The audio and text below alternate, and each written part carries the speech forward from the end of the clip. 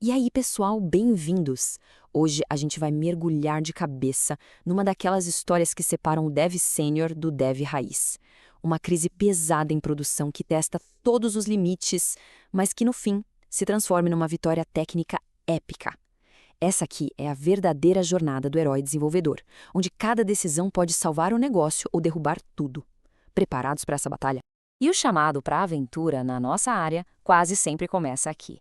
Nesse ponto, que é o mais frágil de todos. Sabem, não importa se o framework é incrível, se o código é lindo, se a base, se o banco de dados começar a tremer, a casa toda desmorona. Essa frase aí é a mais pura verdade do nosso campo de batalha. Agora, imagina a cena. O Slack tá pegando fogo, cliente ligando, a diretoria na sala, o sistema tá no ar, mas está sangrando. É nesse caos que o pânico tenta dominar, mas é onde a técnica de verdade precisa prevalecer. É aqui que a gente vê quem é quem. E é exatamente aqui que a pressão chega no máximo. Não tem resposta pronta, não dá para copiar e colar do Stack Overflow.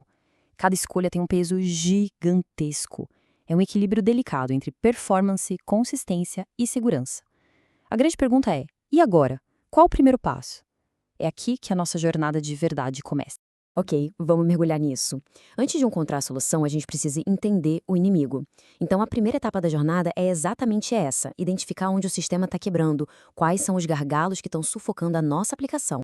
O primeiro passo, e talvez o mais importante, é uma mudança de mentalidade. Em alta escala, a aplicação vai rodar em vários servidores, certo? Uma requisição pode cair no servidor A e a próxima no B. Se você guarda estado localmente, tipo sessões, arquivos temporários, o caos é garantido. O servidor B não tem a menor ideia do que aconteceu no A. A aplicação precisa ser totalmente independente de qual máquina ela está rodando. E olha que interessante, aqui estão as peças para a gente construir essa base sólida. As sessões vão para um lugar central, como um Redis. Os arquivos vão para um S3. Tudo fora da máquina local. Isso permite que a gente adicione ou remova servidores como se fossem peças de Lego, sabe? Sem que o usuário final perceba absolutamente nada. Isso é o que a gente chama de escalar horizontalmente. E voltamos para o nosso principal vilão, o banco de dados.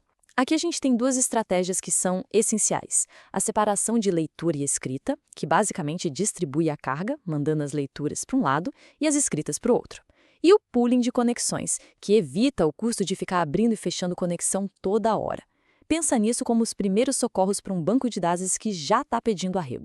Beleza, já identificamos os problemas. Agora, o nosso herói precisa das ferramentas certas para a batalha. Vamos dar uma olhada nas armas que o ecossistema Laravel oferece para a gente lutar pela escalabilidade. A primeira arma pesada na nossa mão é o Octane. Pensa assim, em vez de carregar todo o framework do zero a cada requisição, o Octane mantém tudo aquecido na memória. O resultado? Uma explosão de performance. Mas, como sempre, né, com grandes poderes vem grandes responsabilidades. E esse gráfico aqui, ele ilustra o impacto de uma forma brutal. Os números não mentem, né? Sair de 70 requisições por segundo para mais de 260 é uma mudança de jogo completa. É a diferença entre um sistema que engasga e um que respira aliviado, mesmo com muita carga. Mas aqui estão as armadilhas. Octane não é só instalar e sair comemorando. Se você tem singletons mal gerenciados, eles vão vazar memória. Conexões com o banco podem ficar velhas e o pior, o estado de um usuário pode vazar para o outro.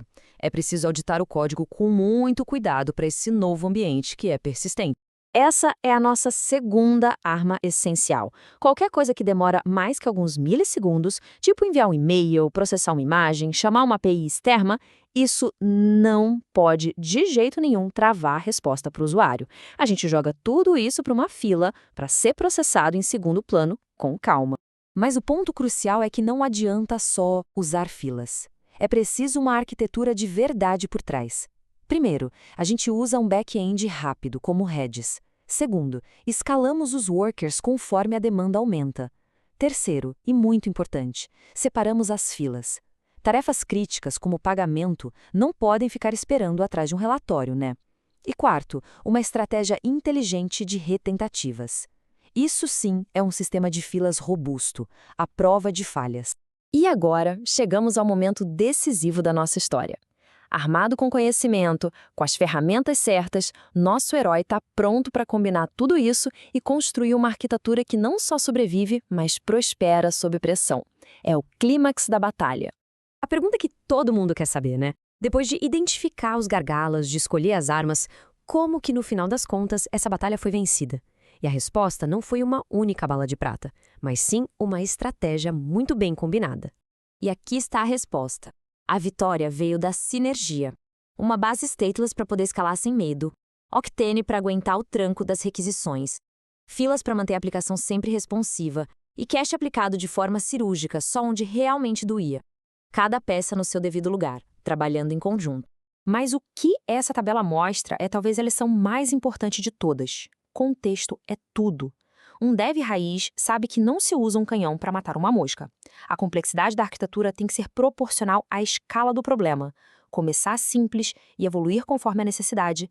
Essa é a verdadeira arte. A batalha foi vencida, o sistema está de pé. Mas como a gente sabe que ele vai continuar assim? A vitória só está completa quando a gente tem observabilidade. Sem medir, a gente está voando às cegas, só esperando a próxima crise aparecer. E essas aqui são as ferramentas do guardião do sistema. APM para a gente ver onde o tempo está sendo gasto, logs estruturados para investigar problemas a fundo, métricas para entender a saúde do sistema em tempo real e alertas para a gente ser avisado antes que o cliente reclame. Isso é operar em produção de forma profissional. A crise foi vencida, o sistema está estável, está escalável, mas a jornada do herói não termina com a vitória. Ela termina com a sabedoria que a gente ganha no caminho. Vamos ver qual é a grande lição que fica disso tudo. E a conclusão é essa aqui. O que salvou o dia não foi uma função específica, não foi um pacote novo. Foi a capacidade de pensar em arquitetura, de pesar os prós e os contras de cada decisão e, principalmente, de nunca parar de aprender. É isso que define o desenvolvedor que realmente faz a diferença.